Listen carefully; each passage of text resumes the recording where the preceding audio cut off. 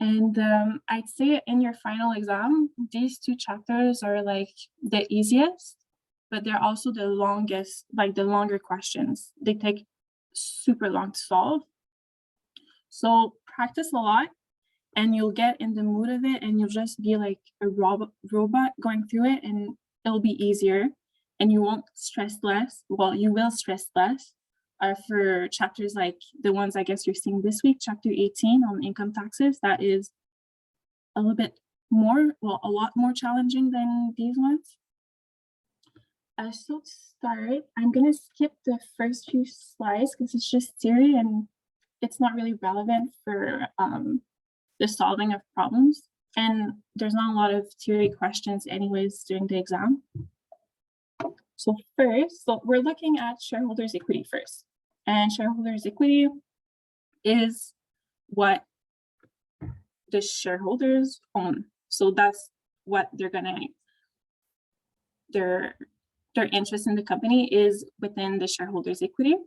There's the retained earnings that you get from your income statement, minus the dividends are in there. There's the common shares that are in there. There's the preferred shares that are in there. So it's very a very important part of your balance sheet, and it's very important for future investors. They'll look at this section a lot. So if we focus first on common shares, they are like the basic shares. So basically, they have the residual ownership of the company. By that, I mean, if you have preferred shares, if you have common shares, the preferred shares will get the dividends first. So they are assured a number of money, regardless of the amount of dividends that are declared.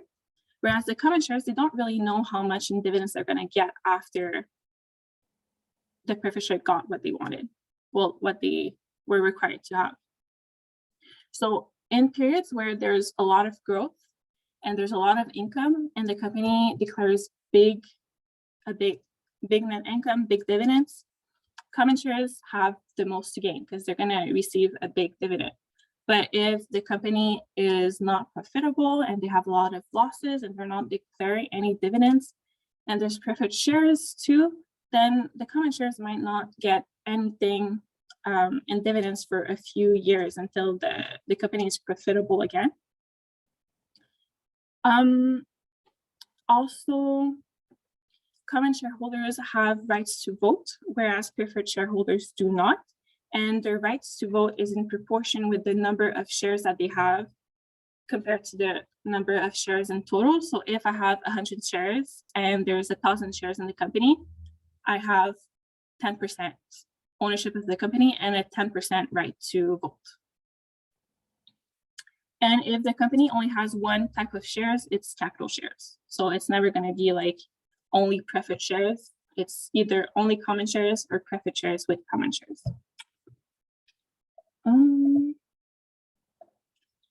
Fine. For preferred shares, the difference with common shares, I'm going to say shares a lot tonight, I feel, is that they have preferential rights.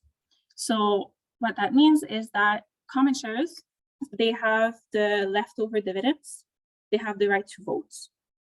Preferred shares, they're going to have the first distribution of dividends.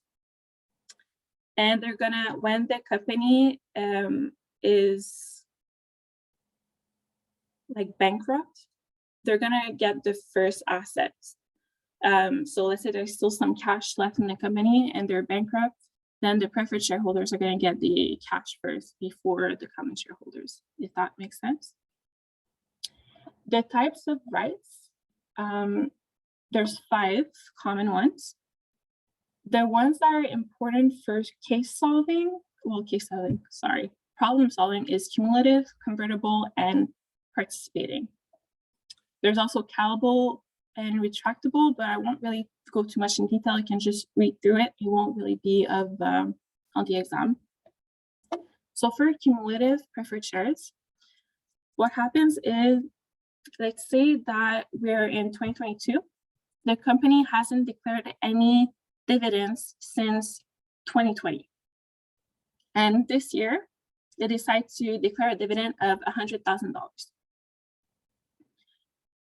The cumulative preferred shares, what they give to the shareholder is that they're going to get their dividends for 2020 and 2021 before any dividend for 2022 is paid to the preferred shareholders and common shareholders. So first, you're going to calculate the dividend of 2020, then you're going to calculate the dividend for 2021, then the dividend for 2022, all for preferred shareholders, and whatever is left over goes to common shareholders. The dividends for 2020 and 2021 are called dividends in arrears. So any amounts from any dividends that the cumulative preferred shares haven't been paid yet are called dividends in arrears. Even though they are entitled for their dividends in 2020 and 2021, you won't record any dividends payable. You won't do any transaction until the dividend is declared. So until 2022. So in 2022, you're going to write dividends payable to, what is it, cash? No, to dividends. And that's how you're going to record it. So just when the dividends are declared.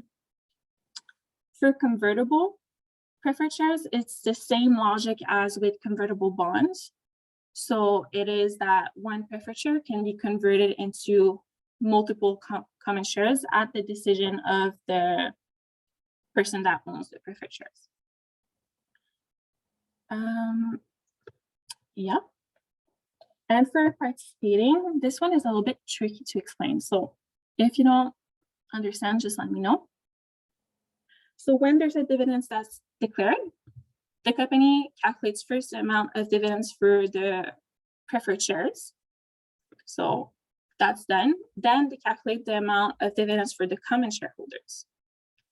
With participating preferred shares, what happens is they're going to get their dividends for the year. And then the common shareholders are going to get the same percentage amount of dividends. And then you're going to have a balance that's left over. That balance is going to be split evenly, not 50-50, but based on the weight of the dollar value that we have in our books between our preferred shareholders and our common shareholders. We'll see an example later. So that's when they're fully participating. They can also be partially participating. And what that means is there's two ways. You pay your preferred shares for the year, your preferred dividends for the year, you pay your common dividends for the year, then you have your amount left over. It could be that the preferred shares participate up to 10% of dividends equal to the common shareholders, and then whatever is left after 10% is given to the preferred shareholders and 10% is given to the common shareholders. Whatever is left in the dividend amount goes to the common shareholders. It could also be that the preferred shares participate in excess of 10%. So you're going to calculate the preferred share dividend for the year. You're going to calculate a 10% dividend for the common shareholders, and then whatever is left is split evenly between the two. Then go into the journal entries. Oh, I forgot to put it full page. Whoops. Just have a question, maybe for us. For diluted EPS, I think the teacher mentioned that if it's cumulative, then you would do the dividends avoided. You would calculate that. If it's non-cumulative, then you wouldn't include it, right? Is that? Yeah, so no, I think it's reverse. We'll cover it later, but basically if it's cumulative, you, even if they don't pay dividends for the year, you include it in your calculation because that amount of dividend will never be available to the common shareholders. It's always going to be paid first to the preferred shareholders. And if it's non-cumulative, then that amount of income is left for preferred shareholders and common shareholders. So it could go back into the pockets of the shareholders. Okay. Okay, perfect. And are you recording the lecture or is it? Oh, am I? Oh, I don't know. Oh yeah, I am. It says pause. Yeah, okay. Okay, perfect. Does anyone know how to fix this? Like, no. Okay, never mind. It's fine. Okay, so for the issuance of shares, it goes into 3 steps. So first, the shares are going to be authorized by the board of directors. That doesn't mean that you don't do any journal entry when the shares are authorized. And also when you see in your they're going to give you like a bunch of accounts and you're going to see like common shares, authorized 500,000 and issued 100,000. Never use the authorized amount in your calculation. Just use the issued amount. It's there to trick you. And then after the shares are authorized, they are offered for sale, and contract sale shares are entered into. So that's when you're going to issue your shares. And it's going to be amounts receivable to common shares, let's say. And then the amounts to be received for the shares are collected and the shares are issued. Oh no, sorry. 2, it's like common shares. We'll see it later, but it's not common shares. Yeah, it's like contributed surplus common shares. I don't remember the account. We'll see it later. But basically, you do a journal entry for 2, and then you're going to do a journal entry for 3 when you receive the cash and when you issue the shares. So when we issue shares, and you might have issuance costs. And if that happens, what you do is you reduce your common shares amount by the amount of the issuance cost. So let's say 500 shares are issued for cash at $10 per share. So that means 5,000. And there's $100 in issuance costs. Then that's going to come and reduce your 5,000, and you're just going to book it right here. You don't book a issuance cost expense because shares transactions don't touch your net income, so they don't touch your expense accounts. They come and touch directly your return earnings and equity balance. So there's no need to have like issuance cost expense because it's not supposed to be in that statement. It's really supposed to be in the balance sheet. So that's why they don't really separate it. And if you have, I guess, issuance costs and that you haven't paid for them yet, then it would be like a reduction in your common shares. Like, let's say you issue your common shares $5,000, and then they say like there's $100 in issuance cost, but they want you to do 2 transactions instead of just 1. Then you would do this, and then you would have like your common shares as a debit for 100, and then your accounts payable or cash if you paid it for 100. So it never touches any expense accounts. Hope that was clear. Then we go into shares sold on a subscription basis. You're probably going to get that in an assignment. That happens when new small companies go public, or when the corporation offers shares to employees so they can participate in the business ownership. So when that happens, the full price of the shares isn't received immediately. There's only a partial payment or no payment, and you just receive the payments later. And the shares are not issued until the full subscription is received. So I put an example. So ABC will issue 1,000 shares in 3 months on a subscription basis for $25 each, and $12,000 is paid upfront. So you're first to record the contract, and also that would be the same as like my number 2 that I was talking about earlier that I misspoke. You would have your subscription receivable, but in the other case would be like accounts receivable for the full amount of the contract. And that's a contract equity account. It's not a asset. So it comes and reduce your equity. And you're going to have your common shares subscribed for $25,000. So the net effect on your equity is 0. They're both in your equity. The reason for that is because if it came here and increased your assets, it wouldn't, there's like a lot of debates, and you can go and read the book if you want, but it wouldn't be a good representation in your financial statement of the situation because you didn't really increase your assets. You're not going to receive like at that time in the transaction, all that's happening is that you went into a contract. Then when you receive the first payment, you increase your cash because now you receive an asset, you receive cash. And you're gonna come and reduce the subscription receivable account that we set up during the first transaction. And then for the final payment, again, same type of transaction. And then at the end, when they received all the money and they can now issue their shares, they're gonna reduce the full amount of the common shares subscribed that we set up during the first transaction, and we're gonna issue your shares for 25,000.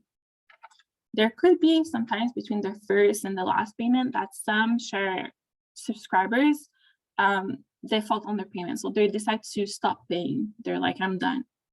There's 3 things that the company can do. They can return the amount that was paid by the subscribers. They could treat the amount as forfeited. So don't give anything to the subscribers and just put in my contributed surplus account. So you're going to increase your equity. Or they could issue fewer shares to the subscriber for the amount of cash that they actually paid you. So with taking the example from before, if they forfeit after the 12,000 payment, they still have $13,000 to pay. So here, what happens is you reduce your common share subscribe account by 25,000, your subscription receivable by 13,000. So that's the amount that was owed. And the 12,000, depending on which situation it is, you're gonna either put contributed surplus if they forfeit the amount, cash if you pay it back to the subscribers, and common shares if you issue fewer shares. For sometimes what happens is that the company is going to want to buy back their own shares. That could be for a multitude of reasons. So they buy them back and they're going to have to cancel them, or like unissue them and put them in like just authorized number of shares. What happens is that your book value of the shares is going to be different from your market value. So maybe the price that you paid for the shares on the market is greater than the price that you have in your book. So because this is a capital transaction, so like I said, because we're talking about shares, we're going to book the gains or losses directly through equity instead of doing a gain in your income statement. The difference between the two is treated differently under ASPE and IFRS. For ASPE, if the acquisition cost is greater than the original amount received, so if the market value is greater than the price that you have in your book, then you split the acquisition cost first to share capital for the amount that is in your book. Then you're going to have like your amount that normally you record in your gains or losses. So you take that amount, and then if there's a contributed surplus account that was created by a cancellation or resale of shares of the same class. So you say that you're buying back common shares and you have a contributed surplus cancellation of common shares account, you're going to assign as much of that gain or loss to that account. So you're trying to completely get rid of that contributed surplus. If you still have some money after you completely distributed in the contributed surplus, then you're going to put it into a contributed surplus account. But that one is a contributed surplus account that arose from transaction other than those above, so other than what we signed to, for the same class of shares. So if you have a contributed surplus, I don't know, I'm trying to think, my mind is blank, but we're going to see some of the problems. But we're going to try and get rid of that full account again for the same class of shares. If you still have some excess after we did the number 3, then we're going to book it to return earnings. if the market value is less than the original amount, so if the acquisition cost market value is less than your book value, the difference between the two is first going to be to your share capital. And then the difference is going to be straight to contributed surplus. And that account, the number 2 contributed surplus, is the same account that you will see here. It's just that the roles are reversed. Is that now instead of having a loss, you have a gain, right? Acquisition cost, yeah. So they go in different direction. So instead of being a debit, like in here, it's going to be a credit here. Florence, I have a question for that. Because let's say that you have a gain on the contributed surplus, but they don't give you an account. Could you still use that? Because you only need the account of contributed surplus if there's a loss, right? Yeah. So if it's a gain, what do you put in retained earnings, or you just put it as contributed? You create another account, contributed surplus? Yeah, you create a new account called contributed surplus reacquisition of common shares. Okay, and what happens if you they don't give you a contributed surplus account and there's a loss? Then it would be retained earnings. Yeah, so if you have no contributed surplus, so you have no 2, you have no 3, the difference between the 2 is going to go straight to retained earnings. And same thing, if you don't have a 2 but you have a 3, then you skip 2 and you go to 3 and then you do 4. Okay. That makes sense. I'm gonna have to see what's the number 2 and 4, but yeah, I get the gist of it. Yeah, I think I put an example here. Yeah, so let's say that ABD had issued 1,000 shares for 25,000. Assume it also had a contributed surplus stock option. So here, this is your number 3 for the same shares for $4,000, and a contributed surplus from previous repurchase for 1,500. So that's your number 2. So contributed surplus from previous repurchase is the same type of transaction that we're doing right now, right? But instead of having a gain, you're having a loss. And ABD buys back 200 shares for $38 each. So first, what you do is you're going to come and reduce your common shares by the book value. So the book value was 1,000 for 2,500. So the price per share was $25, and you buy back 200 shares. So book value was 5,000 for those 200 shares. Then you still have a difference between the two. So the difference is 200 times 38 minus 25. So you have here, it's $2,600 in difference between your book value and your market value. So first, you're gonna put it in your repurchase account, contributed surplus repurchase, because we have one of $1,500. So that's good. We got rid of it completely.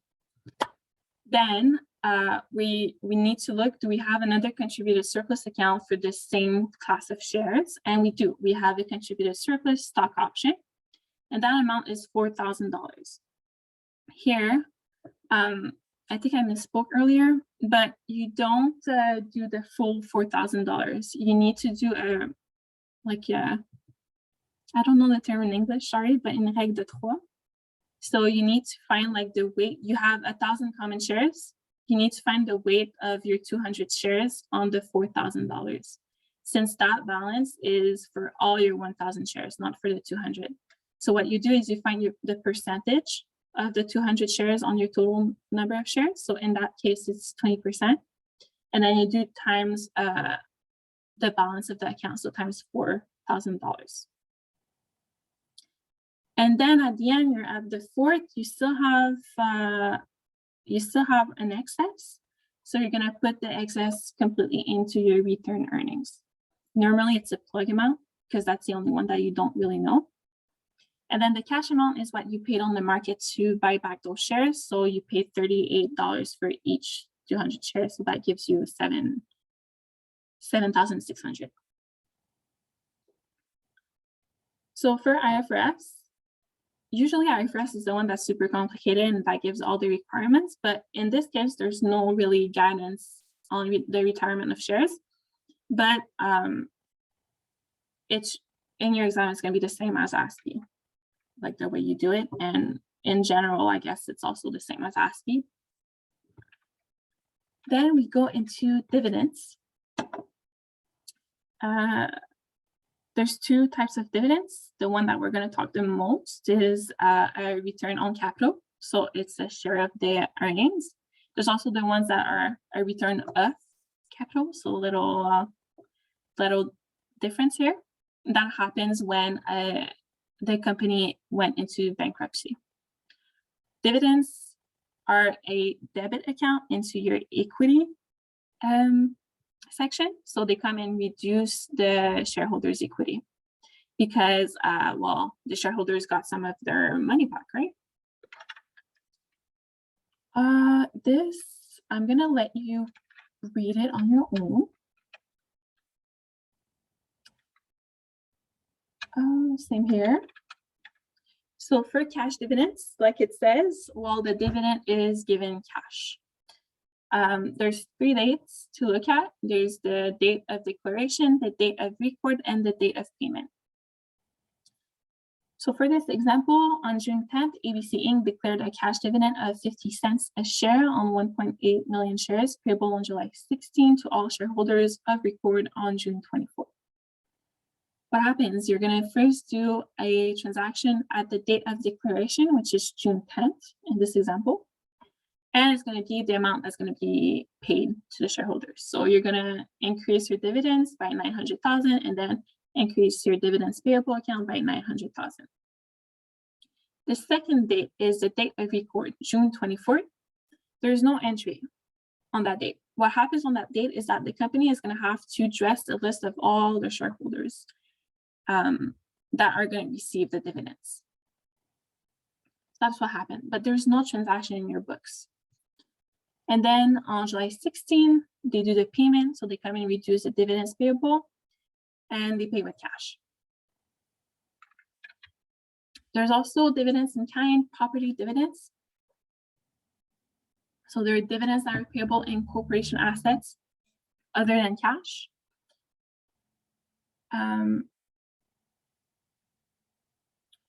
It should be measured at the fair value of the asset that is given up, unless they are considered to represent a spin-off or other form of restructuring or liquidation, in which case they should be recorded at the carrying value of the non-monetary assets or liability transferred. What that means is most of the time they're going to be recorded as the fair value of the asset is given up. And that no gains or loss will be recorded if the carrying value is used.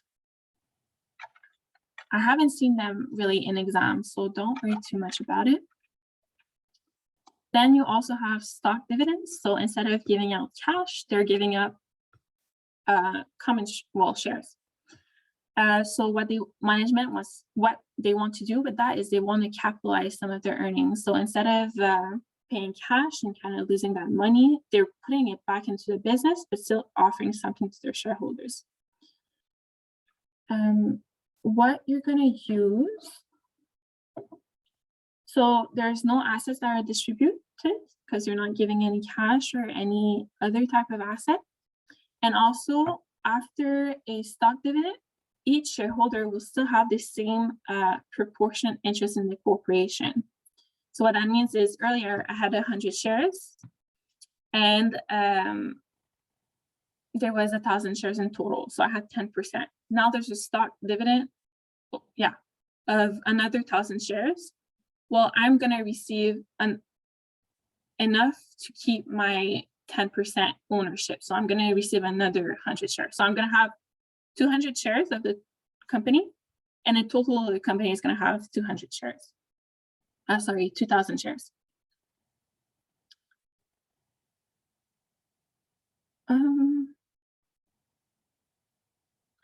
And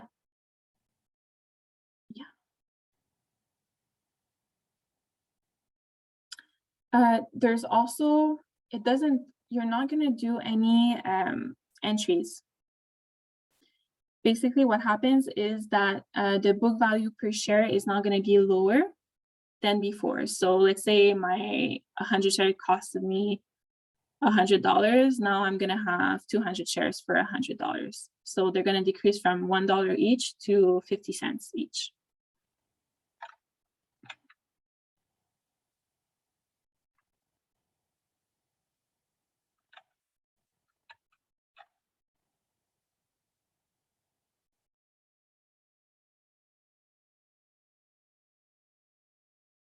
I feel like I'm contradicting myself here. I did the PowerPoint a long time ago, so I'm kind of in the vapes, like in the cloud.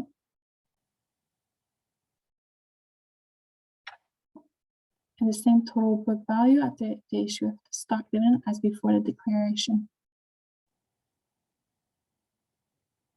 I think I'm confusing myself with 2-for-1 transactions of stock dividends. So cancel what I just said about decreasing the book value of the per share amount. It's going to be increased by the fair market value of the shares. So at the date of declaration, you have a dividend of this amount, stock dividend distributable of this amount, and at the date, and the amount is going to be the fair market value of the common shares. And at the date of distribution, you're going to decrease your stock dividends distributable, and you're going to issue your common shares. Here, nothing touches your assets, nothing touches your liability. So it's just reclassification within equity.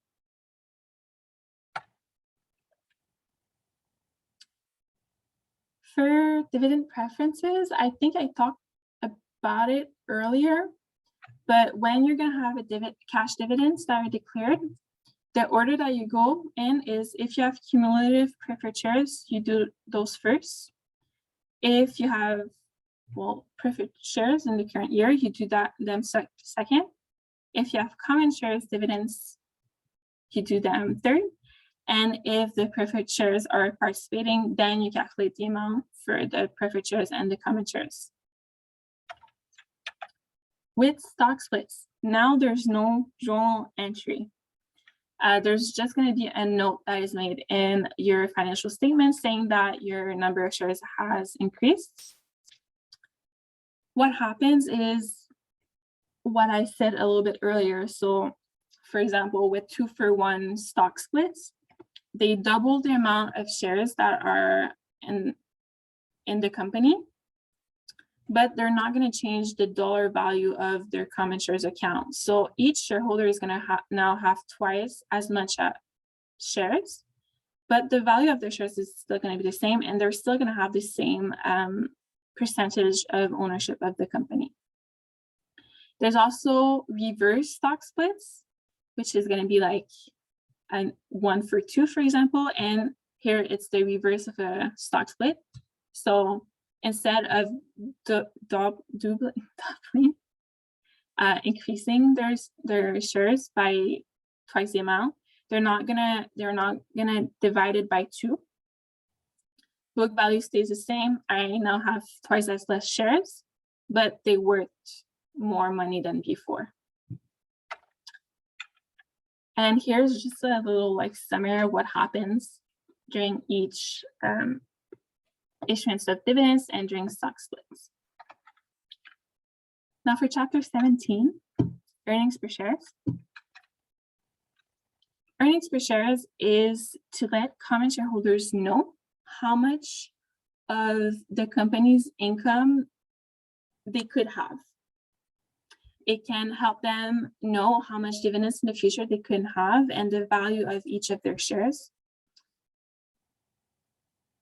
And yeah, so there's 2 types. There's the basic EPS and there's the diluted EPS.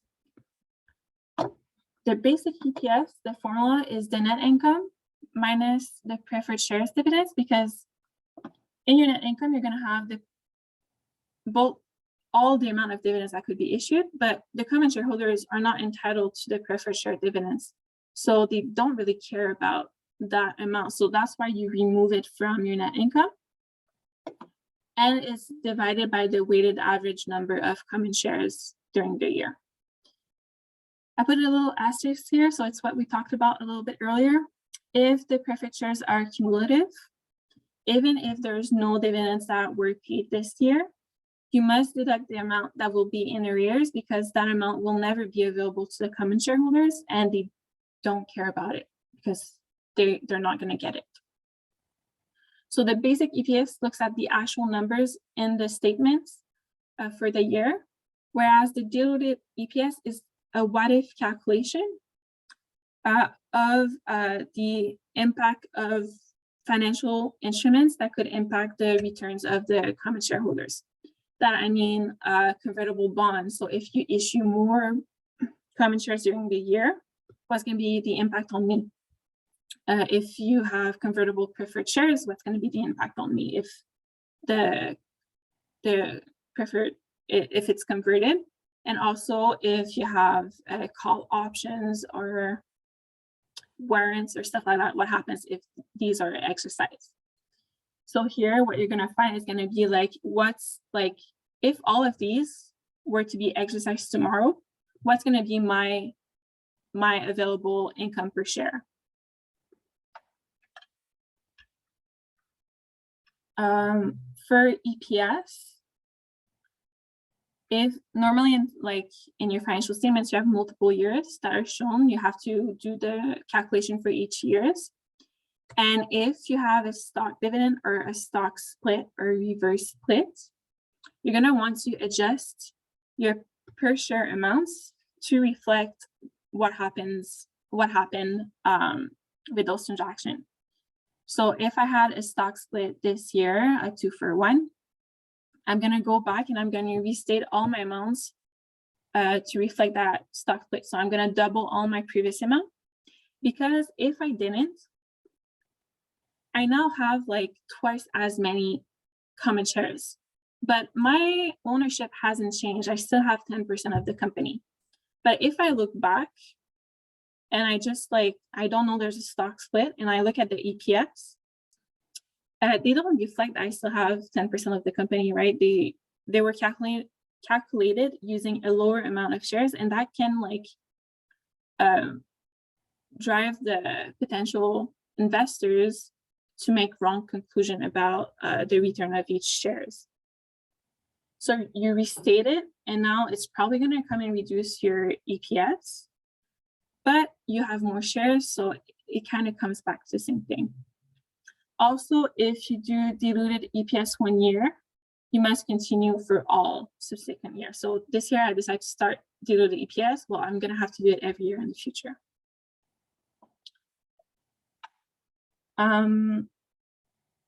Yeah, so I think I explained this stock dividend splits and reverse splits impact a little bit more in detail here. So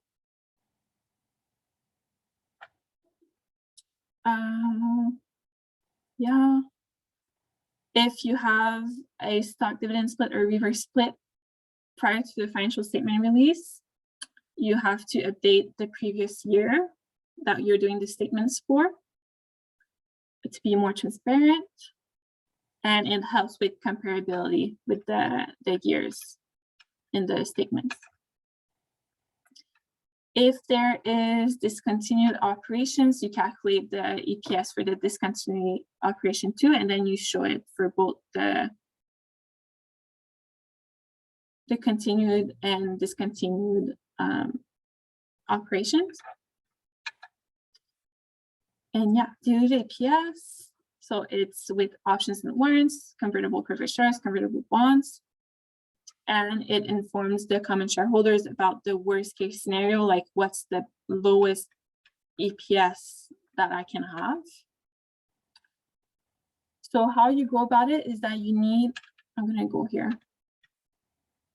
So you're going to calculate the income effect of each of the convertible bonds, convertible preferred shares, and options and warrants. And you're also going to calculate the share effect of each. And then you calculate the incremental EPS. And you're going to rank them based on which one is the lowest to the highest. So the lowest is ranked 1, and the highest is ranked 3 if you only have 3. The income effect of the convertible bond is what happens if my bonds are converted. My income, I'm gonna get more income because now I don't have to pay the interest expenses for that period. So you're gonna calculate your interest expense net of tax, because your net income is after tax. For the share effect is the number of bonds times the number of shares. So that's going to be per number of shares per bond. So that's going to be the total amount of shares that are issued when the bonds are converted. For the convertible preferred shares here, what you get, your income effect is the preferred share dividend that isn't paid for the year. And your number of preferred shares is, the number of common shares is now your number of preferred shares times the number of common shares per preferred shares.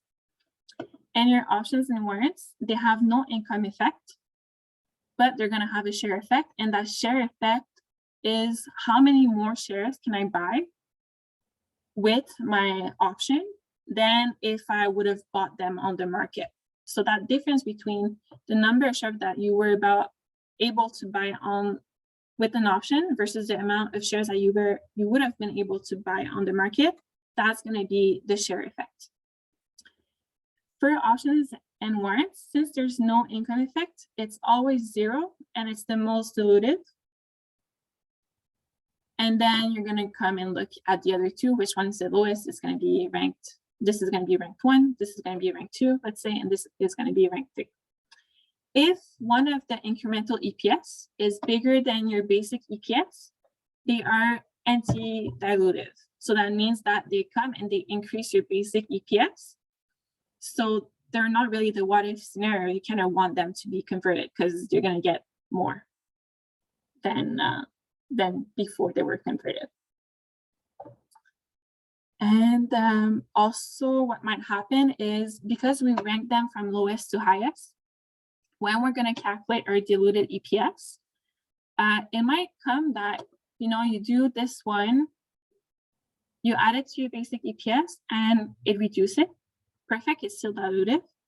You add your incremental EPS of your convertible preferred shares and it comes and reduce it. Perfect, it's still diluted. But you come and you add your convertible bond. This one was the highest, right, when we added up. So it comes and increase what we had calculated with the convertible preferred shares. So if it comes and increase the previous EPS that we calculated, then it becomes anti-dilutive. We'll see that in the example today. And that's it for the theory. Hope I didn't lost you guys. So now we'll do the problems. If I can find them. All right.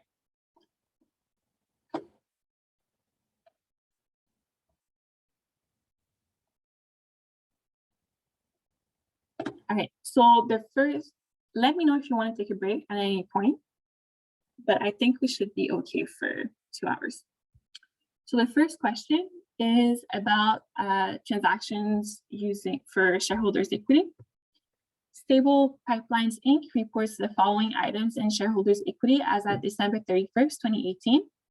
They have a preferred share capital, and in there's 15,000 authorized and 4,000 issued shares in 2015. They have a value of their dividend is 60 cents participating, and they're participating after 30 cents per share common dividend is received by common shareholders. So they're going to receive their 60 cent per share dividend. And then after that, you're going to calculate a 30 cent per common share dividend. And then after that, they're going to both participate equally in the distribution of the balance of the dividend. They also have a common share capital where they have authorized 200 shares and they have 92,000 shares outstanding.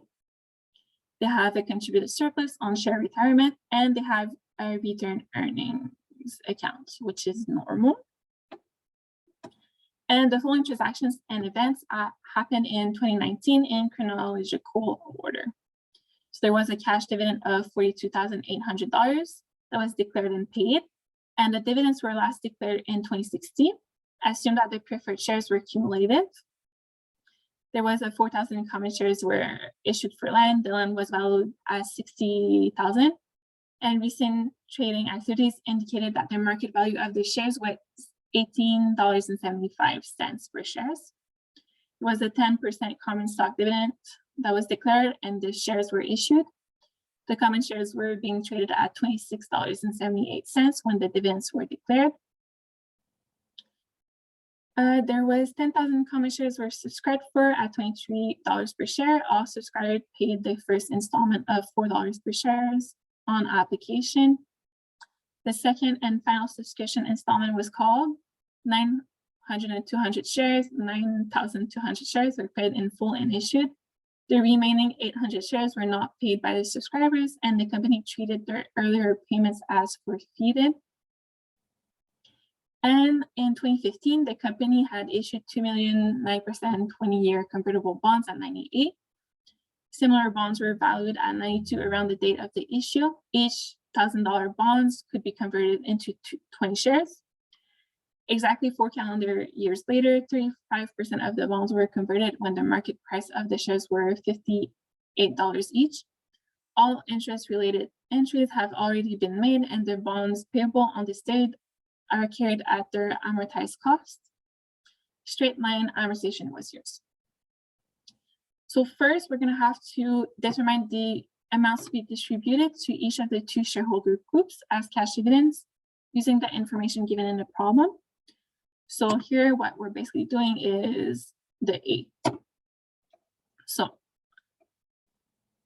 what we're going to do is I have a cash dividend of $42,800.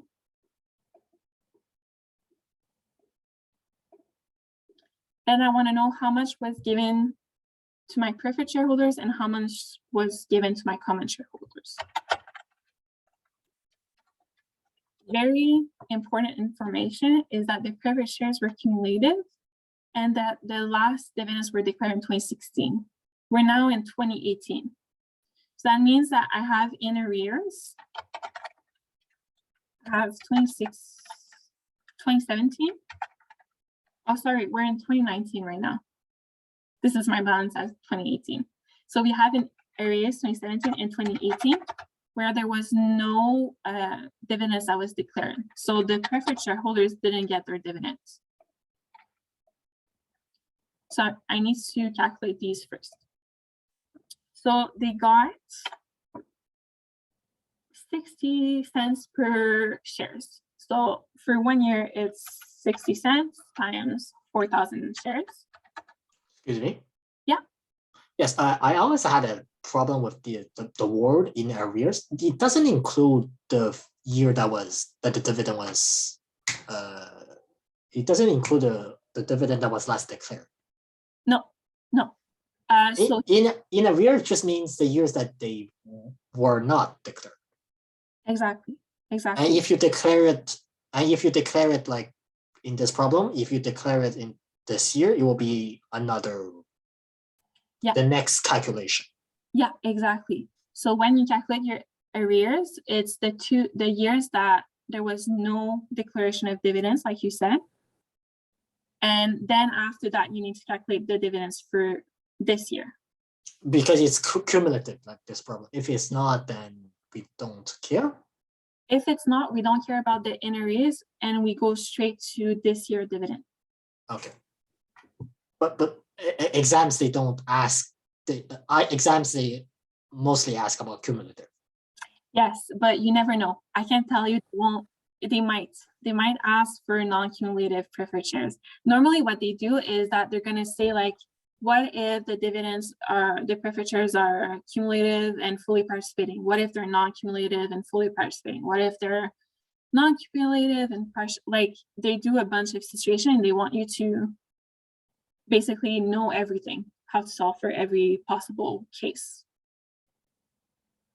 So to go back to here, so this is the amount for 1 year, and I want it for 2017 and 2018, so I'm going to do times 2.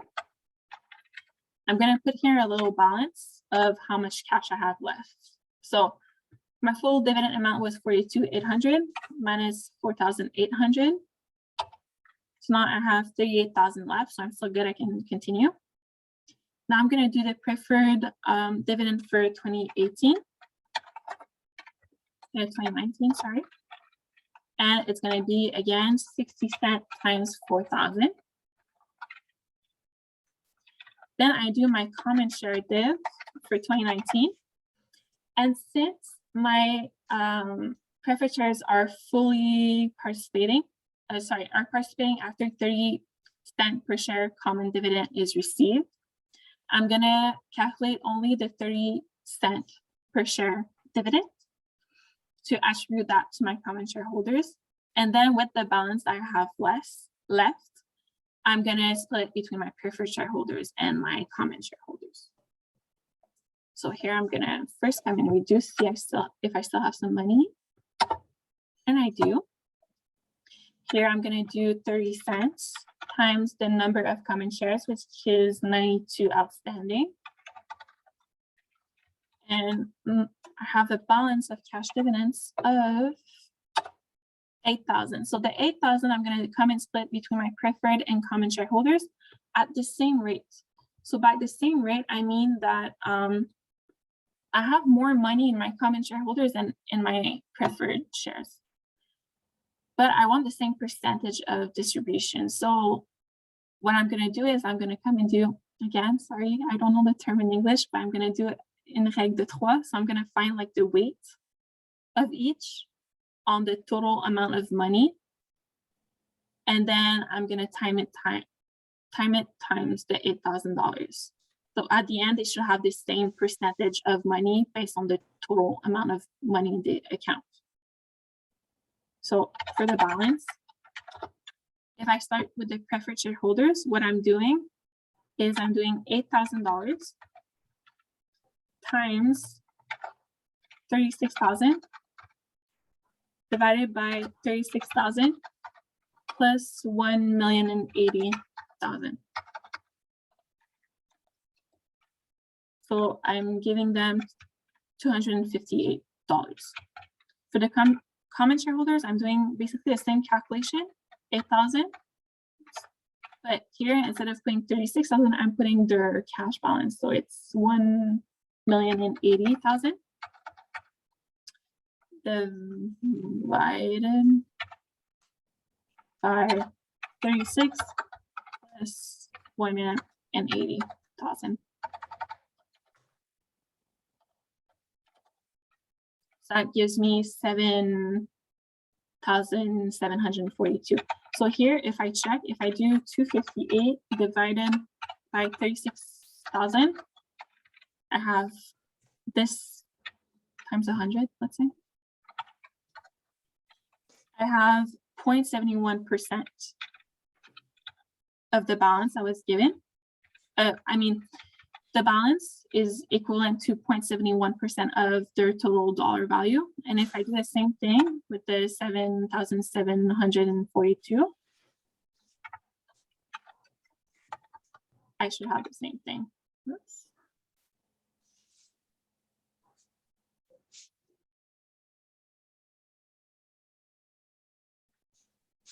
So here it's rounded out, but it's basically the same percentage that was given to each. And then to find the total amount that's given to your preferred shareholders and your common shareholders, you add them up. So you would, of the $42,800, you would give $7,458 to your preferred shareholders and $35,342 to your common shareholders. Could you explain why the preferred shares, they don't have the first dibs on the 60 cents for 2019? They do. Oh, okay. So, yeah. Okay. So Sorry. Yeah. So we did this first, and then we said, okay, do we still have some money left after that? Okay. So, okay. Sorry, my bad. Yeah, and let's say that instead of having the balance of 35,600 after the the dividends for 2019 for the preferred shares, let's say that you had only 25,000 left, then instead of putting the full 30 cents per share, you would only give in 25,000, and then there would have been no dividends here. So you always have to check, like, what's my cash balance after I've given each dividends to each group.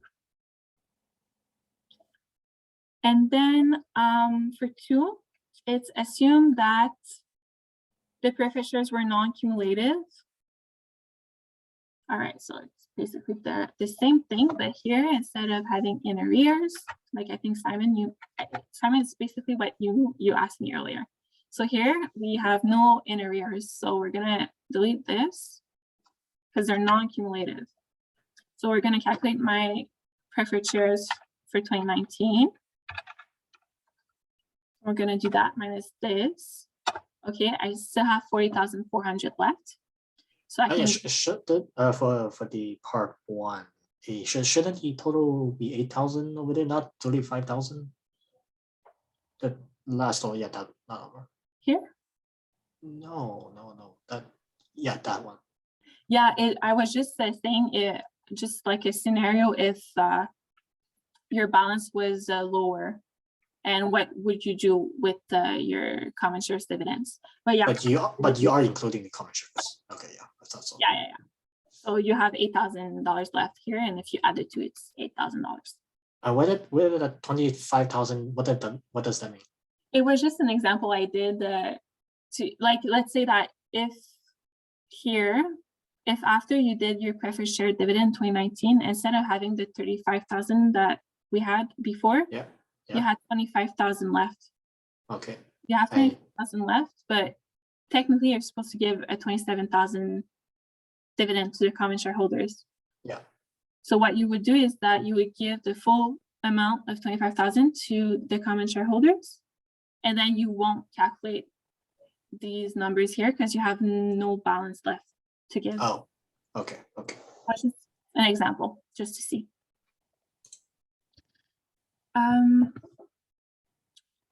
So yeah, here this amount doesn't change. Here the 30 cents per common shares doesn't change either, but the amount that you're gonna have left is gonna be a lot higher than the 8,000 that we calculated earlier. So now you have left 12,800. So I'm just gonna come and replace the 12,600 in my calculations that I did earlier. So it's the same principle. You do the 12,600 times the cash balance of 800, 12,800. Yes, thank you. Thank you. All right. So you do the 12,800, so your balance, times your cash balance of your preferred shares, if you're calculating for the preferred shares part, divided by the sum of your preferred share cash balance and the common share cash balance. And if you add the two together, it should give you 12,800. Then, all right, so any questions on dividends? We're gonna see another problem on dividends. I think the next one is that. Oh, maybe not. Anyways. All right, so for number 3,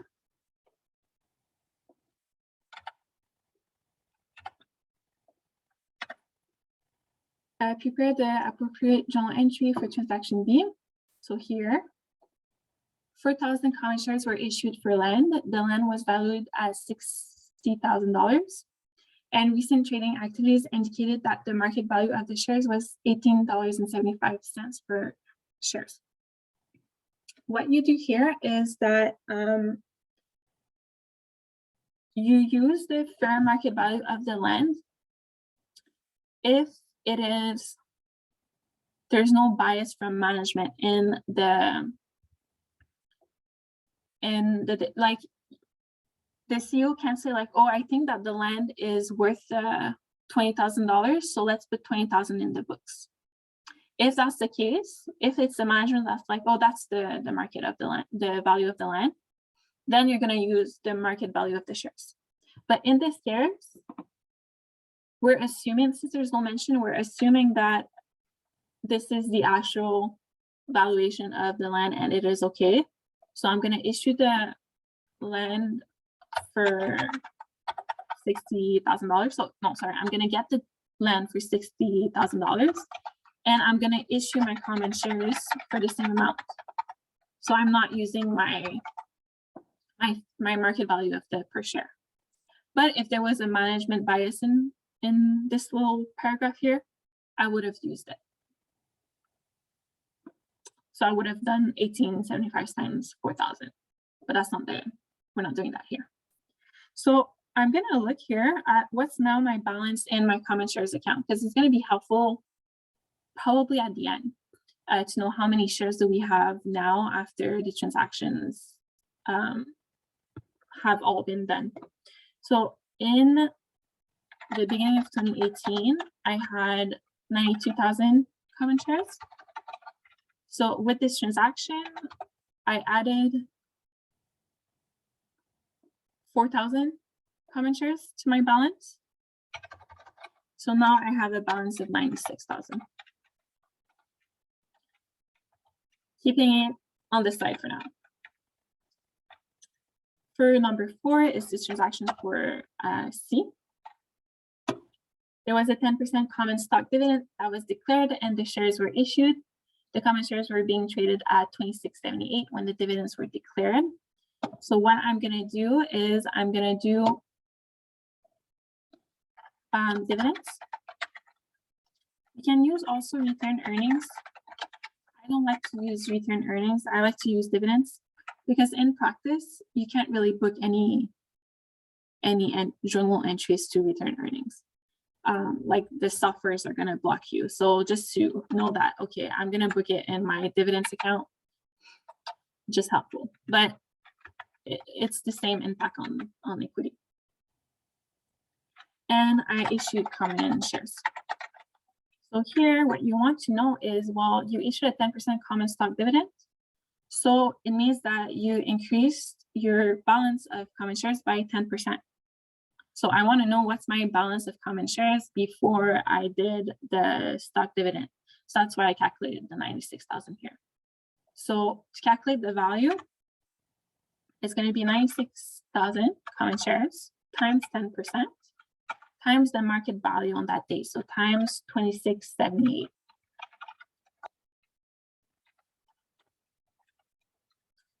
Here I did 96,000 shares times the market value of 26.78. And now my new balance after the 10% stock is going to be, I increased by, well, it's going to be 1.1 times 96,000. All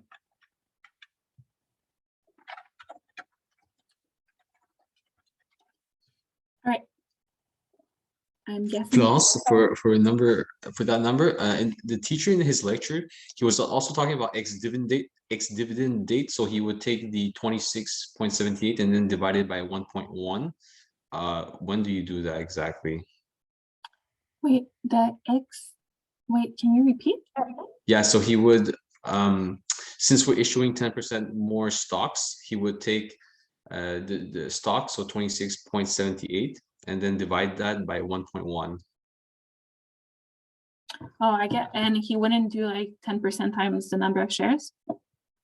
He would do 96,000 times 10%, then times the new stock. I think that's what he did. Anyways, I'll just keep it like, because I think the assignment there's something like that too, so I'll just keep it at without the ex-dividend date. Yeah, because I haven't seen any of that. I'll look into it. It's ex-dividend thing? Yeah. I think that's what he. The market price divided by the percent. I'll look and I'll put on the group if I find anything, but it really doesn't ring a bell. Otherwise, I'll just send you a screenshot of it. Oh, yeah, if you could. It'd be helpful.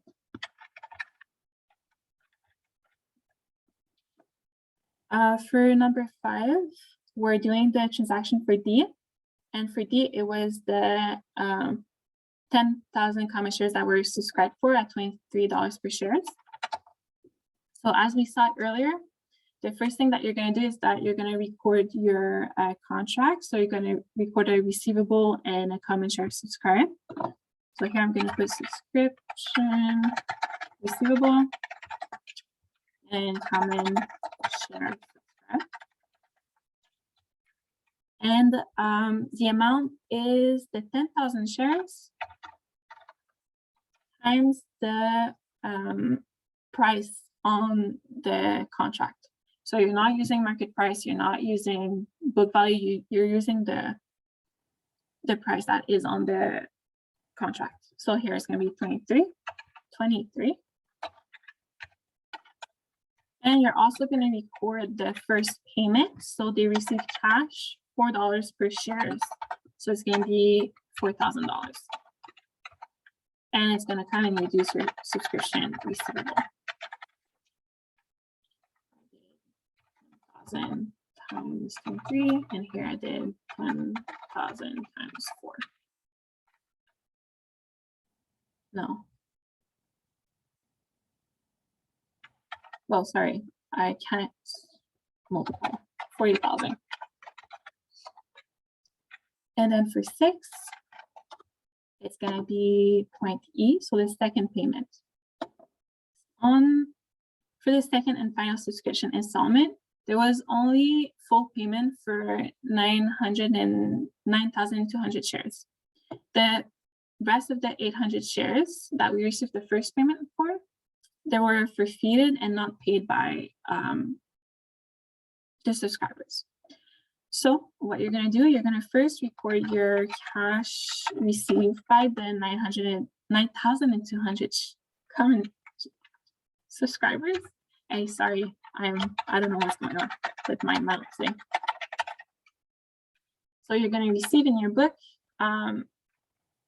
You're going to calculate. You're going to do 9,200 times 23 minus 4, because we already received the $4, right, in our first payment here.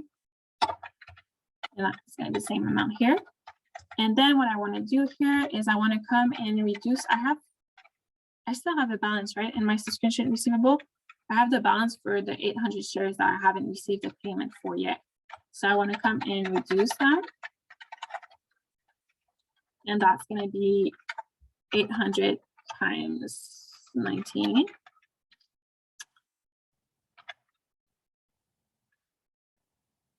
If I want to come and reduce that, I need to put it as a credit. I want to come and get rid of my common share subscribe. So I'm going to come and get rid of the issuance of 800 shares that we are going to do for a little bit later for the other shares. So 800 times 23. And then the difference between the two, since it's forfeited, I'm going to put it in a contributed surplus account. And it could be like forfeited. And it's for the difference between the two. And we're going to issue the 9,200 shares. And by issuing, we're going to reduce our common shares subscribed. And we're going to issue our common shares. And they're going to be issued for 9,200 times 23.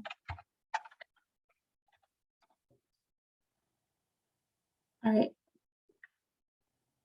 Do you guys want me to put the calculation next to the? I guess I'll do it.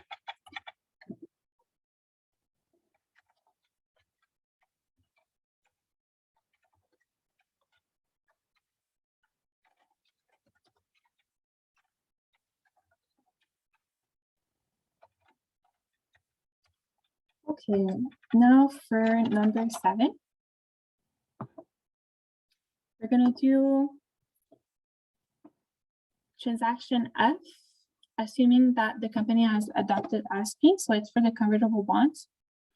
And we're going to record the issue of the bonds and record the conversion of the bonds. So the bonds were issued in 2015. And that's the reason why that's there is because before Chapter 15 was on the midterm, so they would mix convertible bonds with equity problems. So that's why it's there, but I don't think they're going to ask you to record the issuance of bonds on your final.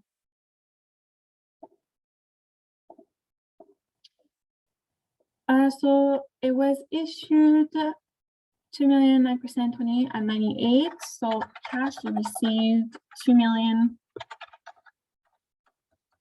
times 0.98. Bonds payable, that it was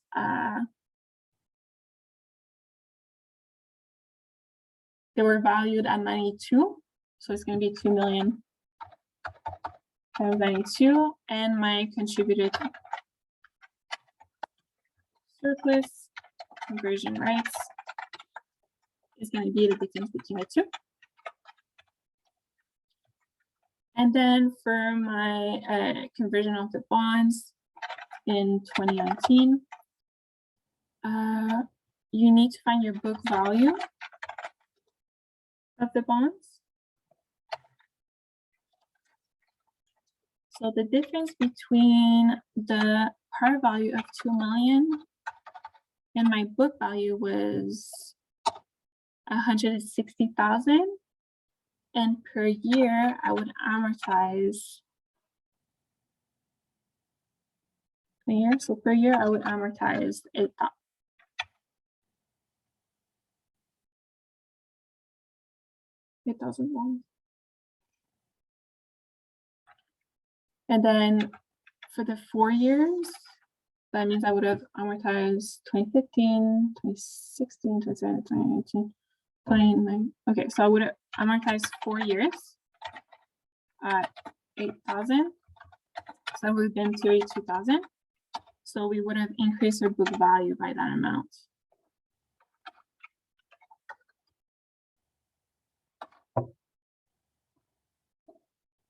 Yeah. All right. Now that that's done, we can do our transactions. So I'm going to come and reduce my bonds payable account. And the amount is going to be 35%, because that's the amount that was converted times my book value. I'm going to come and reduce my contributed surplus conversion rights by 35%. And I'm going to issue common shares by the sum of the two. And that's it for question 1. For question 2, it is, again, still journal entries. But what was different in this one that I wanted to point out?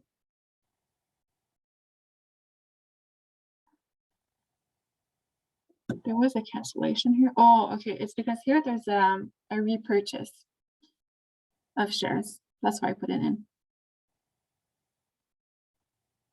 Okay. We'll do it fast. So Hardwood Corp is authorized to issue 800,000 no par value common shares. Subscribers on January 1st, 2011 are allocated to purchase 200,000 common shares at $15 per share and required a 40% down payment. On April 1st, the company calls the remaining subscription amount due. Subscribers for 8,000 shares fail to pay on the installment, and the company confiscates their earlier contributions. On May 1st, the company issues the shares to fully paid subscribers. On June 1st, the company issued 8,000 shares in exchange for land with a fair market value of 160,000. On June 30th, it repurchased 50,000 shares at $16.80 and canceled them. Thereafter, on July 15, it declared a 10% stock dividend. The market price of the company's shares on that date was $15.40. Share certificates were distributed 1 month later. On January 1st, 2011, the company carried an opening balance of 115 in its contributed surplus shares repurchase account, and the company had no remaining shares outstanding on that date. So we're going to do first the entries on January 1st, 2011. So the only transaction is the contract and the first payment for the subscribers. So I'm going to do my subscription receivable account, my common share subscribe account, and the amount is going to be 200,000 times $15 per share.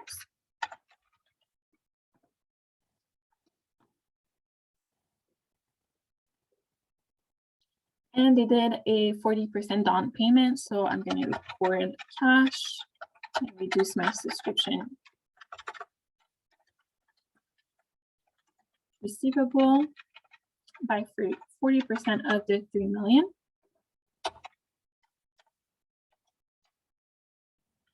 Then we do the transaction for April 1st for the subscription received.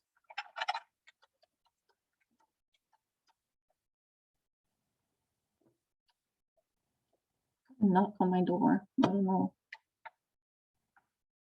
what's going on. Okay.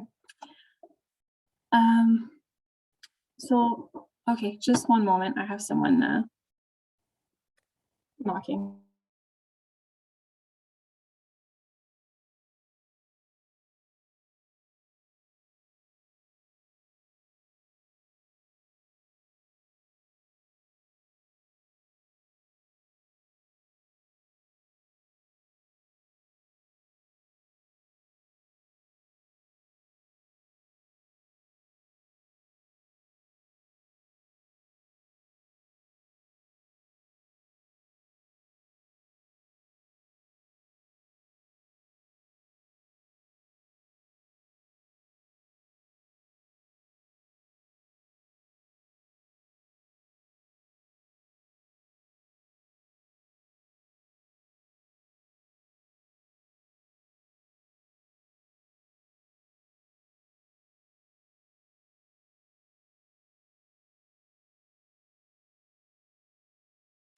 Sorry guys, it was just my neighbor. All right, so we were at April 1st for the cash I was received on the subscription. So it was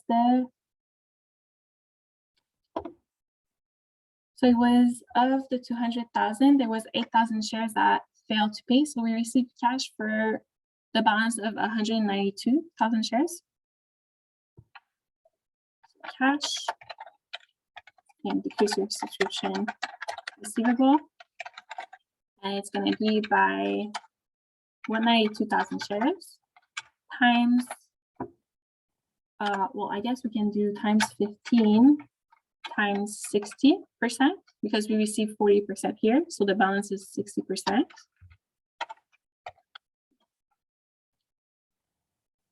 That's it for B. And then for C, they asked us to record on April 1st again the default of the 8,000 shares on their subscriptions.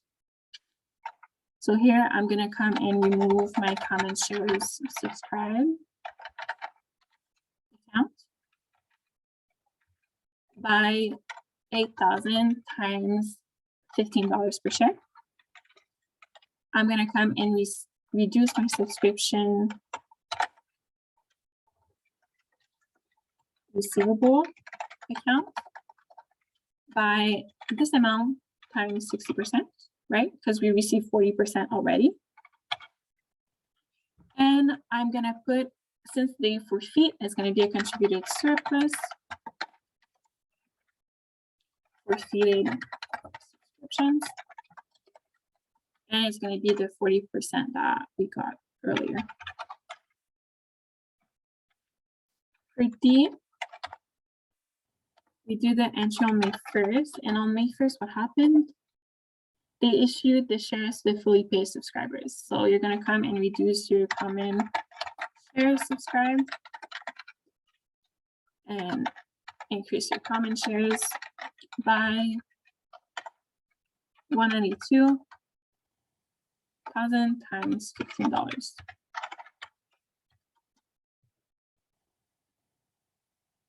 Am I missing anything? No. Okay. For E, it's the entry on June 1st. And we received the land. So here again,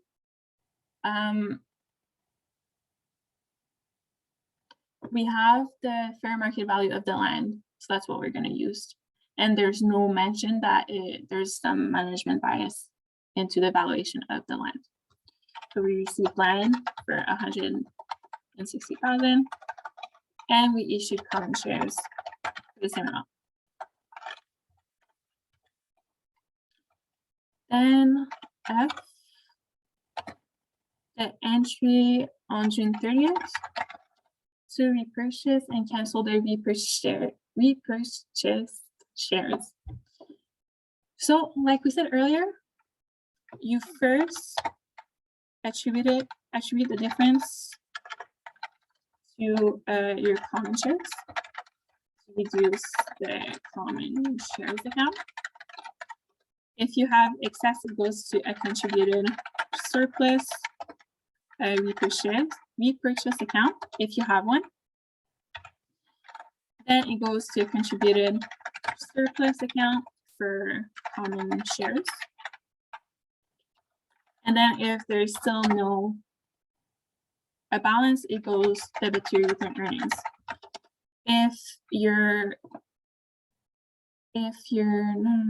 your market value is lower than your book value, it goes first to common shares and second to contributed surplus repurchase, and you kind of create the account. So here it is. So the market value is 16.80. The book value is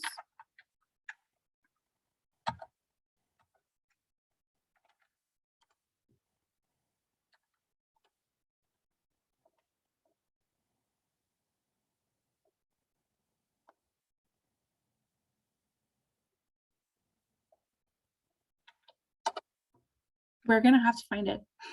Sorry, I blanked. We're gonna have to find it. So we're gonna have to find our dollar value of our common shares and also our units of common shares. So to find the dollars of common shares, I'm gonna use my starting amount. Is it like $15 because you didn't issue any shares before that? I think it might be. I think it might be just the shares that we issued for this subscription contract, like the 192. I think you're right. Let me just, yeah, you're right. Because they don't say here that they issued the shares beforehand. So it's going to be $15 times 192. And and plus the 160 here that we increase our common shares account by.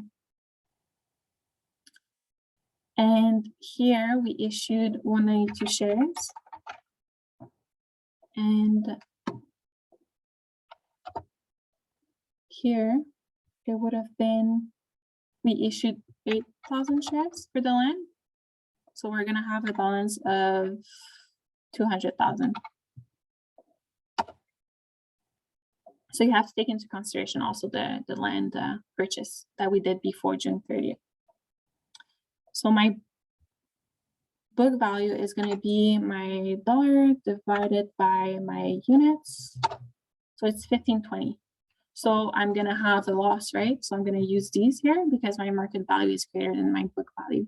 So I'm paying more than what I have in my books. So to record, first I'm going to put my common shares and I'm going to decrease that account by what I have in my books. So it's going to be 1520 times 50,000 shares. And I'm gonna go and find right ahead how much cash I paid for all these shares, because I think it's gonna be easier. So I paid 840,000. So I have a difference of 80,000 between the two. So I want to go and look first. So I have a contributed surplus repurchase. And we do. We have a contributed surplus share repurchase account for 115,000. And since this amount is greater than this amount, we're only going to have, we're going to completely, well, not completely, we're going to reduce it by or 80,000. So we don't have to come and look at these two because everything is covered by my contributed surplus repurchase account.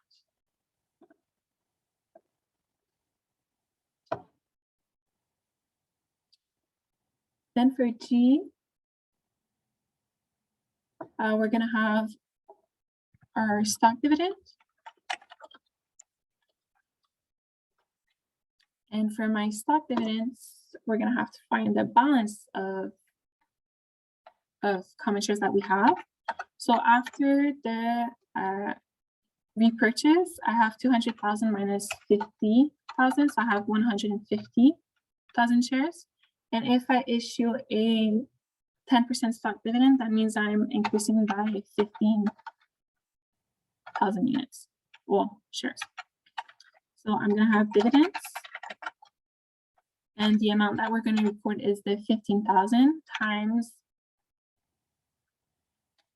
1540.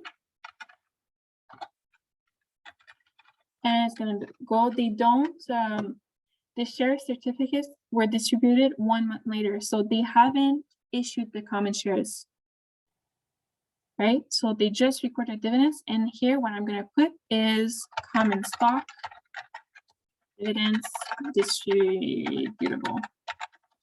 And when they're going to declare the common shares a month later, they're going to come and reduce this account and they're going to issue their common shares. And then lastly, H, on August 15th. Oh, well, the share certificates are issued. So it's the transaction I was talking about earlier.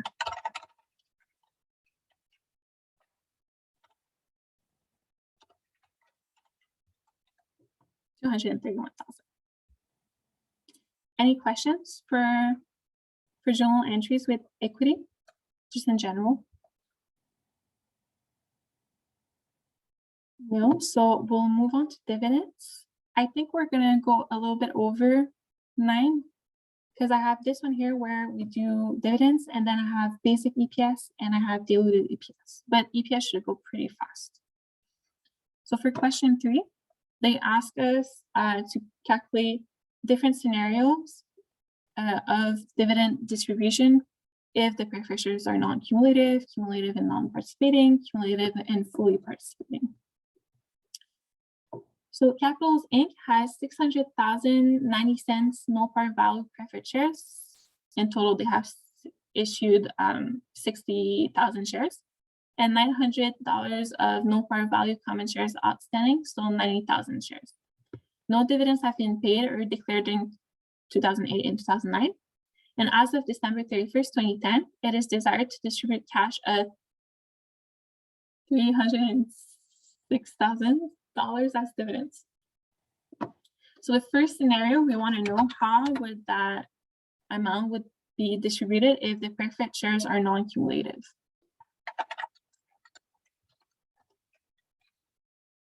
Do my preferred common. So first you do your preferred share dividend for 2010.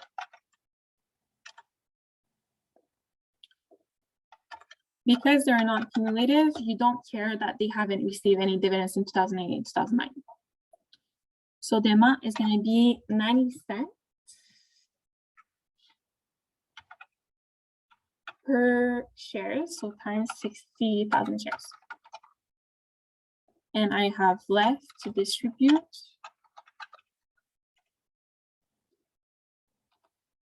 252,000. Then I'm going to do my common shares. Yeah, 2010. Here, the preferred shares are, they don't say that they're participating, so they're non-participating. So that means that the full balance of the dividends is going to go to the common shareholders. So preferred shareholders are going to get 54,000 and common shareholders are going to get 252,000. For B, the preferred shares are cumulative and non-participating.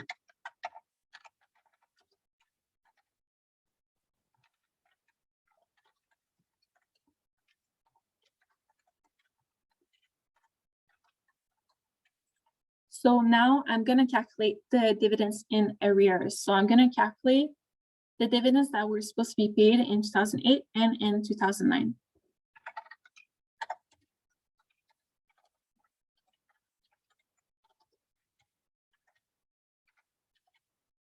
So the amount is going to be, well, again, it's going to be 90 cents times 60,000 shares times 2 years.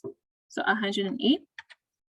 Then we calculate, well, we're going to check first if we still have a balance of some cash to distribute, and we do. So we're going to do next the preferred shares dividends for 2010, and it's going to be the same amount as earlier. So now I have left 144,000.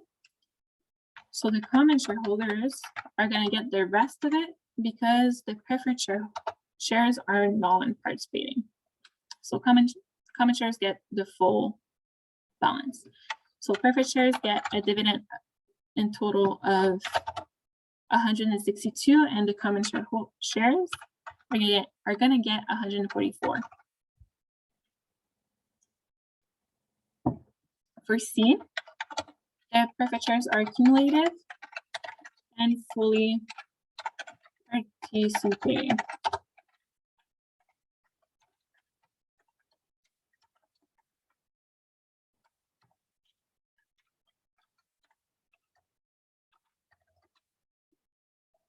So I'm going to, again, since they're still cumulative, I'm going to first pay the dividends for 2008 and 2009.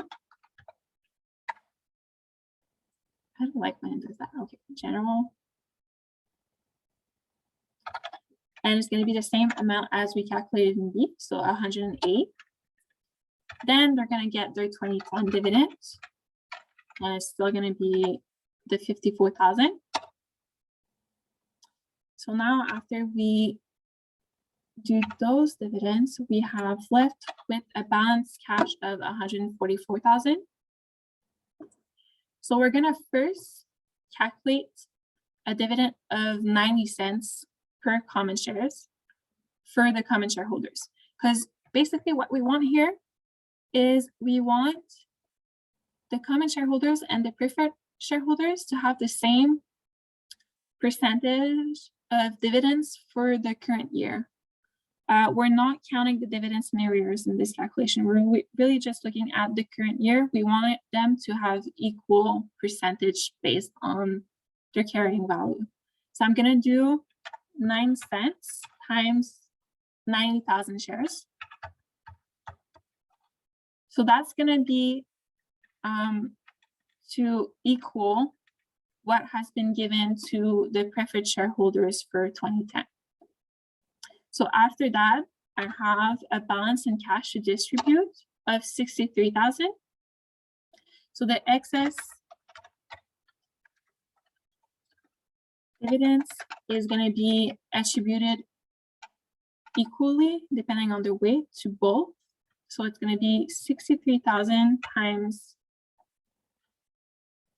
600,000 divided by 600,000 plus 900,000. So what I'm doing, again, like we did earlier, taking the weight of the value of the share capital account for the preferred shares divided by the total value of my share capital accounts for the common shares and the preferred shares. And then here I'm going to do the same calculation, but instead of using $600,000, I'm going to use $900,000 divided by the sum of both accounts. So here, I'm going to have 187,200 in cash given to the preferred shareholders and 118,800 given to the common shareholders, and this should give me a balance of 306,000. Just when I took it online too, this class, and my exam, there was like a bunch of multiple choice questions about this. Like when I say a bunch, it was like a bunch, like every type, everything that could happen, like every scenario with dividends, it was there, and it was just a bunch, and it was like a lot. But if you feel comfortable calculating it, it should go well. Then we get to the basic EPS. So we move on to chapter 17. So with basic EPS, what they're going to question you on is if you're able to calculate your weighted average common shares, and if you remember to take out your preferred shares dividends from your net income. Those are the two things really that they could question you for. So we're going to read it. Simple Solutions Inc. reported the following capital structure on January 1st, 2011. There's 500,000 common shares authorized, 250 issued and outstanding.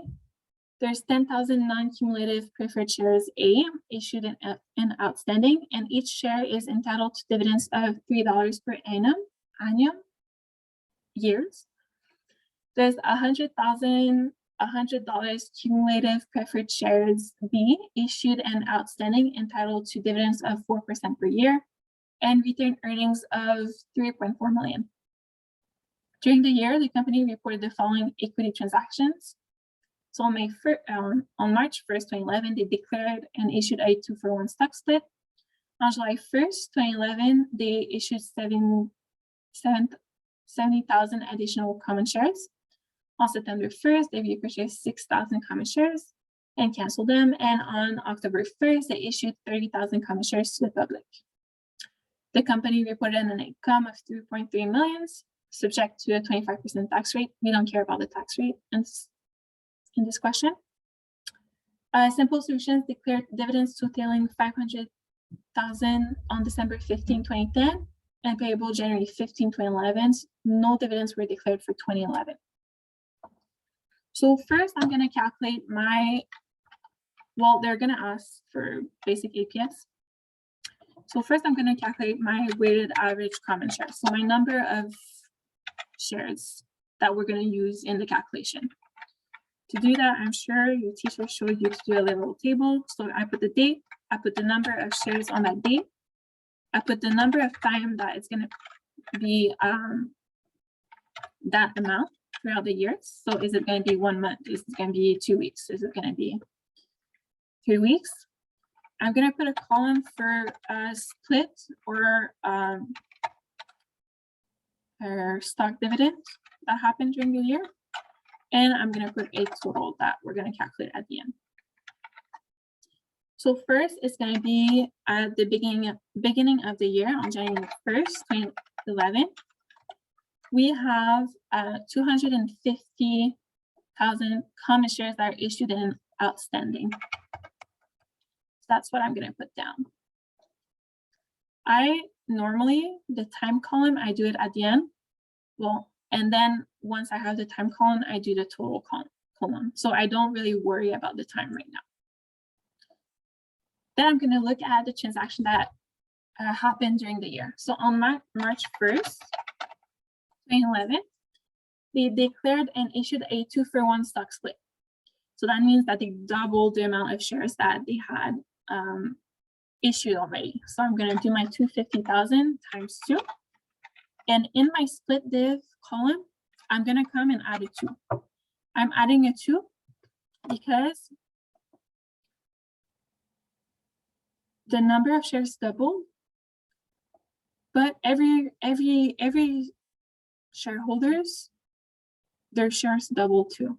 So we want to restate our previous balances to reflect that stock div, and so there's no really impact on my calculation of the basic EPS. No need to know the logic, just know that you need to put a 2 here.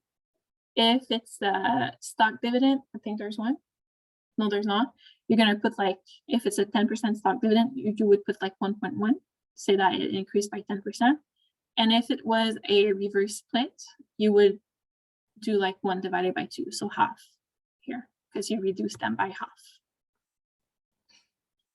On July 1st, 2011, they issued 70,000 additional common shares. So if we took our previous balance, they increased it by 70,000. On September 1st, they repurchased 60,000 common shares and I canceled them. So I'm taking my previous balance and I'm reducing it by 60,000. And then on October 1st, 2011, they issued 30,000 common shares to the public. So that means that is your previous balance plus 30,000. Now we're going to calculate the time. So how many months did it stay at 250,000? And it was during January and February. So I'm going to put 2 divided by 12, and it's not going to stay like that. But at the end here, the sum of all of this should give you 1. On March 1st, how many months did it stay at 500,000? It stayed until July 1st. So it's March, April, May, June. So 4 months. July 1st, it stayed like that during July and August. So again, it's 2 divided by 12. September 1st, it was only 1 month. And October, it was October, November, December, so 3 months. And if I add all of this up, should give you 1. Yeah. So for the total, I multiplied the number of shares times the time times this split div column. And I go all the way to the end. I'll remove this here because you can't time by 0. And if I add all of these up, it's going to give me my weighted average number of common shares. So that's what we're going to use as our divider in our formula. Then we want to know what's my income available to common shareholders. So we're going to start by our net income for the year. So net income for 2011, it was 3.3 million. And was there any, we have 2 preferred shares here. Huh? So there was no dividends that were declared during 2011. So since here it's not cumulative, the dividend for preferred shares A, it's 0.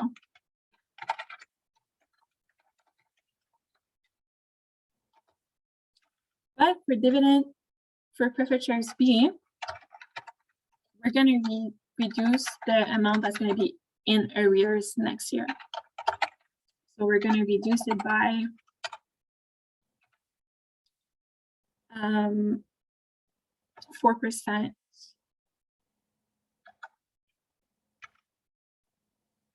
times 100,000 times $100. So my net income available to shareholders is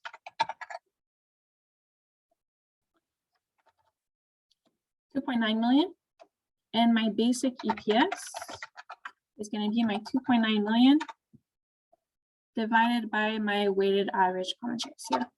So set 7.48. No.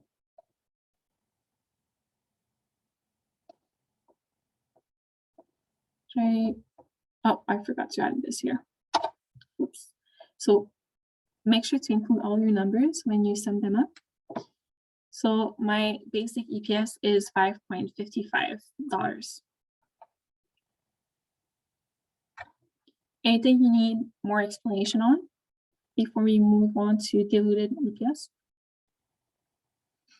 Okay, that's a no.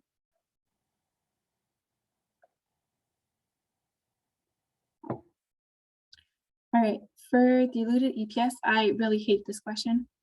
I was reading it and I was just like, I don't like this one. But we never know, might be in your exam. So might as well put it there. So at the end of 2012, the records of Great Accounting Solutions, Inc., which reports under IFRS, show the following. There is common shares authorized 500,000 shares, issued and outstanding 200,000 shares, with an average market price in 2012 of $14 per share. There was a 10% common stock dividend was distributed to shareholders on November 1st, 2012. There was 5% non-cumulative preferred stock, Class A, sold preferred shares. And there was 10,000 shares per $100, and each were convertible into 7 common shares, and they were outstanding throughout the year. There was also a 6% cumulative and non-convertible preferred stock, Class B, of 220,000 shares per $100 outstanding throughout the year.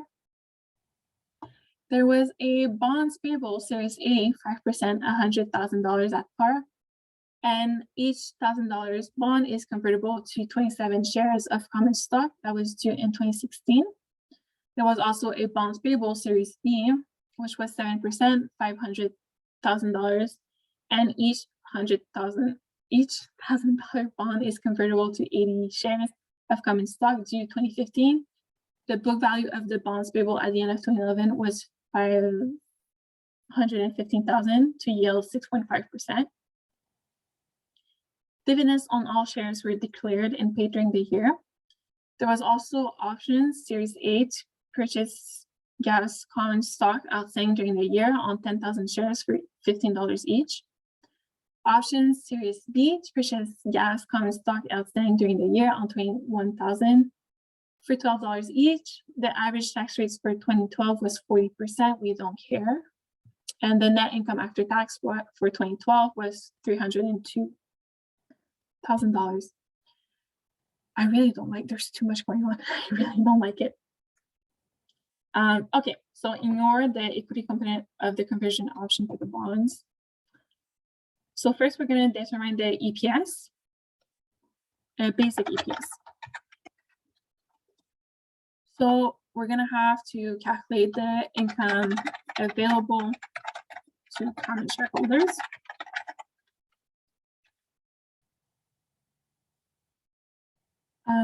So first we're going to start with our net income for 2012. So that's the net income after tax. The reason why I said like we don't care about this is that the net income is already after tax. If it said like net income before tax and they give you the tax rate, use it.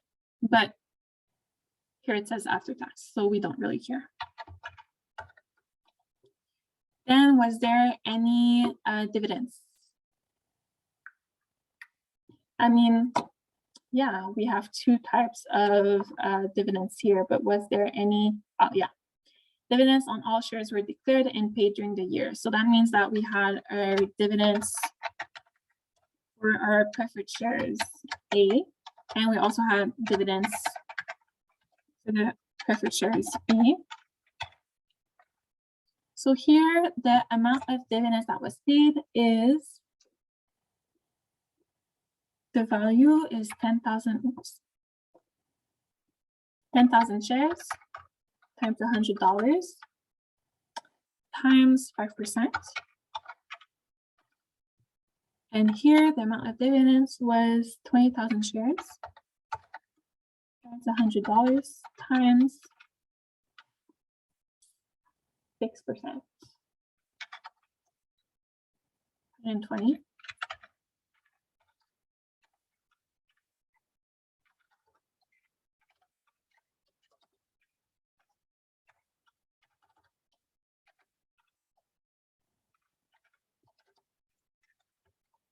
So my income available is my 302 minus 50,000 minus 120. And my weighted average common shares is 200,000. The reason why I'm not included the stock dividend that was here is because here it says at the end of 2012. So it says at the end of the 2012, they had issued an outstanding 200,000 shares. So that's why I'm using it, because it takes into consideration the 10% common stock dividend. Also, the reason why I'm not like too worried about the fact like, oh, does it say that it's like the weighted average common shares is because we're doing a diluted EPS question. And they don't really question you on if you're able to calculate that number like we did in basic EPS. The hard part in diluted EPS is the rest that we're gonna do. So my basic EPS is 132,000 divided by 200,000. So it's 0.66 cents. Keep that in mind. Then they ask us to do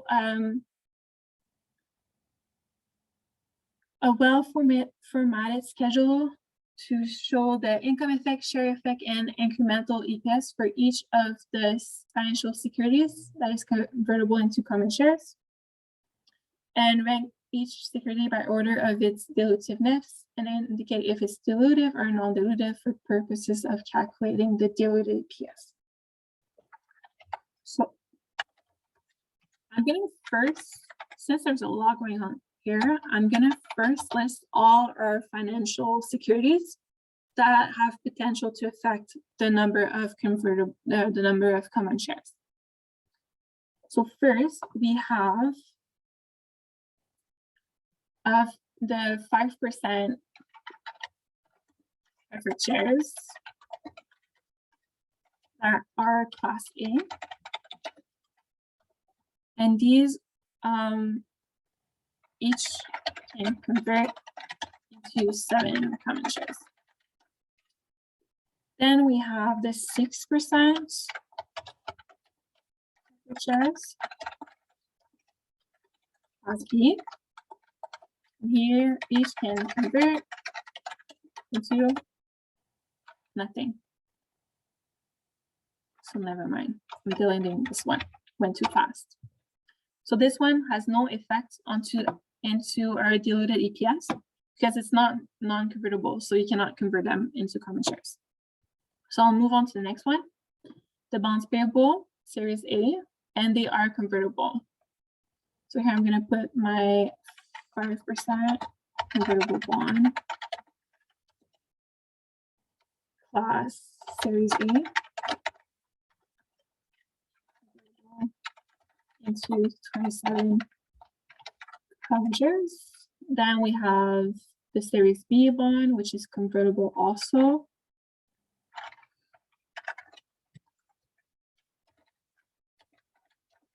This is not required for the question. It's just to be more clear about which ones there are. Into A shares. Then we have our 2 options here, and they're both convertible.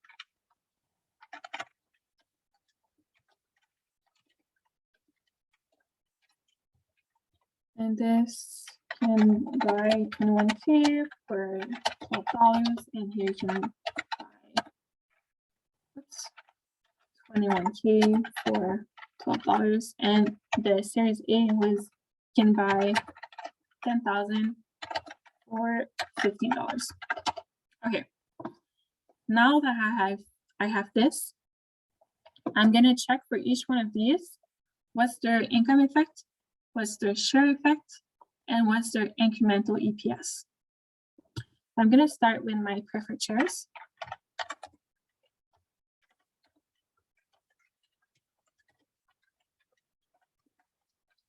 And here I'm gonna put my income effect. Here my share effect. Here my incremental EPS. And here my rank. The rank, we do it at the end. Once we've calculated all of them, and we rank them from lowest to highest. So first, for the convertible preferred shares, if they were to convert them all, what would happen to our income? Well, normally with preferred shares, you pay, especially, right? You pay dividends. So you don't have to pay the dividends if you convert them. So that's going to come and increase the income for the common shareholders.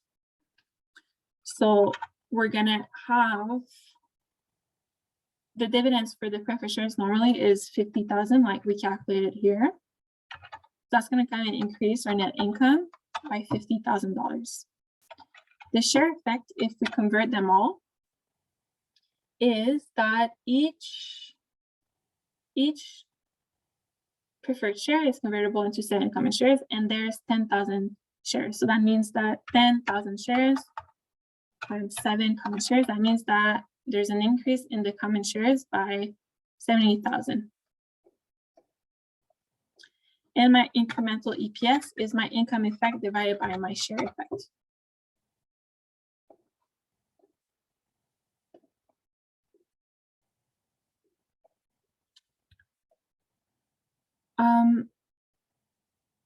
Do you want me to put like some description, or it's fine? Just like this, if I just put the numbers. Okay, I'm gonna assume it's fine. If you have any questions, I can go back, no problem. So 2, I'm gonna look at my convertible bond series A.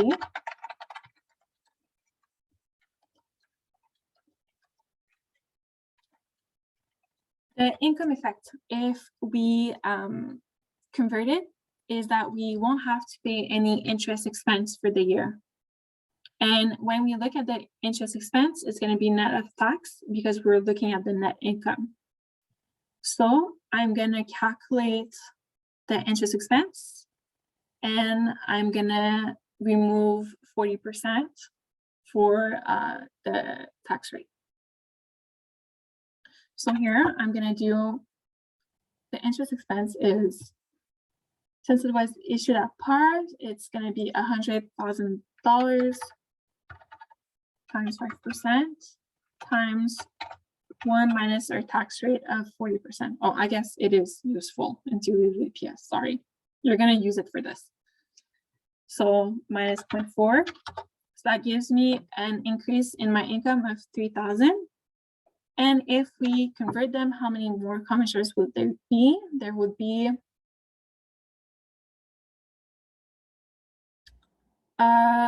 there's 100,000. So I'm going to find the number of bonds. So there's 100,000 divided by 1,000. There's 100. Oh yeah, I guess that makes sense. There's 100 bonds, and they're each convertible into 27 common shares. That means that the share effect, if you were to convert all of that bond all into shares, it would increase your shares by 2,700. The incremental EPS is your income effect divided by your share effect. So it's 1.11. For 3, we're going to do my convertible bond series B. Again, we're going to look at what is the income effect. So what is the interest expense that I won't have to pay if I convert them all? So here it says that they were issued 7%, 500,000 each, but we need, so it doesn't say at par. So I'm assuming that there is either a premium or a discount. And there is, because the book value at the end of 2011, so at the end of the prior years, was 550,000. So that's what I'm going to use to calculate my interest expense. And I'm going to use the market rate of 6.5%. And I'm not going to use the coupon rate that was mentioned here. So you kind of still have to remember a little bit of the prior chapters for your final. And I'm going to get rid of the tax. So I'm going to do 1 minus 40%. So that gives me an increase in income of $20,085. For the share effects, there is 50,000 bonds, right? There's 500,000 divided by 1,000, that's 50,000 bonds. And they're each convertible into 80 shares. No. Okay, so there's 5,000 bonds. I'm gonna do it correctly. 5,000 divided by, yeah, so there's 40,000 bonds. 40,000 shares that would be issued if the Series B bond is completely converted. So I divide the income effect divided by the share effect, and that gives me an incremental EPS of 50 cents. Then we look at the option Series A. Here there's no income effect, so we're okay. But the share effect is how many more shares can I buy with this option than if I would have bought it on the market. So we have to come and look at what is my market price and what is my book, well, no, sorry, what is my option price? For this one, the option price is $15. And the market price for the year, the average market price was $14. If you had this option, would you exercise it knowing that you would pay less on the market than if you would use your option? So I can use my option and I can buy my shares for $15, or I can go on the stock market and buy them for $14. You're gonna want to buy them on the markets for $14, right? So the options is not gonna get exercised because the market price is lower. So because of that, there's no share effects and there's gonna be no incremental EPS. The rank is this option for 2012 is anti-dilutive. So you won't even include it in your diluted EPS calculation because your option price was greater than your market price. So there's no really any benefits to using this, right? For option Series B, we have the same, there's no income effect, there's never an income effect, but the market price is the same and the option price is, for this one, it's $12. Now here, it's lower. So I'm gonna want to use my option instead of buying them on the market. So I'm probably gonna exercise my rights with this option contract to buy the shares. So here, what you wanna do, you wanna find what's the difference, how many more shares was I able to buy because I bought them at $12, then if I went with the same amount of money and I bought them in the market for $14. So how are you going to calculate it? There's multiple ways. I think in the PowerPoint, I put like a formula you can use. I put this here. Like number of shares minus number of shares. So I'm going to follow that. So number of shares, so you can buy 21,000 shares. Hold on, I don't know the formula by heart, sorry guys. Minus 21,000 times the price on the option, which is $12. Divided by the market price of $14, and that gives me 3,000 shares. So I could have bought with the options, I'm able to buy 3,000 more shares than if I went with on the market with the same amount of money and bought them at $14. So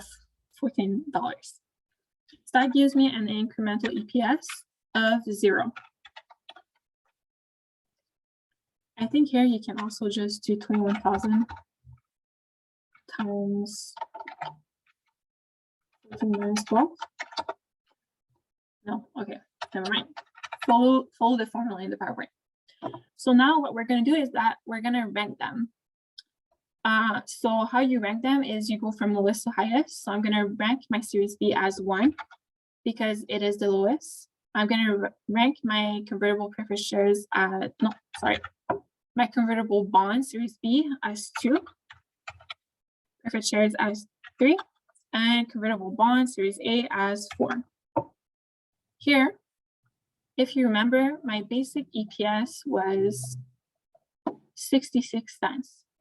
So when we're doing the diluted EPS, what you want to find is the lowest technically your EPS can go if you convert all of this. But here, if we see, if we convert our preferred shares, my incremental EPS is 0.71. So since it's greater than my basic, it will have a positive impact on my earnings per shares. So it is anti-dilutive, right? So I won't include it in my calculation of diluted EPS. Same thing with my convertible bond Series A. The $1.11 is greater than my 66 cents of basic EPS. So it will have a positive impact on it. So it's anti-dilutive. If you don't see it when you're doing this, it's okay. You're going to see it when you calculate your diluted EPS. You're going to see, oh, wow, it's increasing. So it's a dilutive. It's anti-dilutive, and I'm going to use my previous calculation for my diluted EPS. Okay, so finally, we're going to find now my diluted EPS for 2012. So how you do that is put here again my income effects, my share effects, and my cumulative. So first, I'm going to start with my basic EPS. So how we calculated it is that my income was the 132, and my number of shares was the 200,000. So my cumulative EPS was 0.66. Then I'm going to come and I'm going to add my rank 1 financial security. So I'm going to come and add my option Series B, and I'm going to add its income effect, which was 0, and its share effect, which was 3,000. And I'm going to add the two together. So I'm going to add my basic EPS to my option Series B. And I'm going to do the same for the share effect. So I'm adding the two share effects, and I'm recalculating my EPS. So I'm doing 132 divided by 203. And that gives me an EPS of 0.65. You always want to go and check if my previous EPS calculated is greater than the one I just did, which is the case. 0.65 is lower than 0.66, so it is dilutive. So we continue. We go to our rank 2. Rank 2 was the convertible bond Series B. We're going to add to it its income effect and its share effect. And we're going to add it to my 132,000 here. And we're going to add the 40,000 to my 203 here. And again, we're going to come and calculate my basic EPS. And again, it is lower, 63 cents instead of 65, so it is dilutive. Since we already said like these two are anti-dilutive, I'm going to stop here and say that my diluted EPS is 0.63. But if you didn't notice that these were anti-dilutive, you could have continued with my rank 3, which was the preferred shares. I would have added the income effect and the share effect to the balances like we did previously.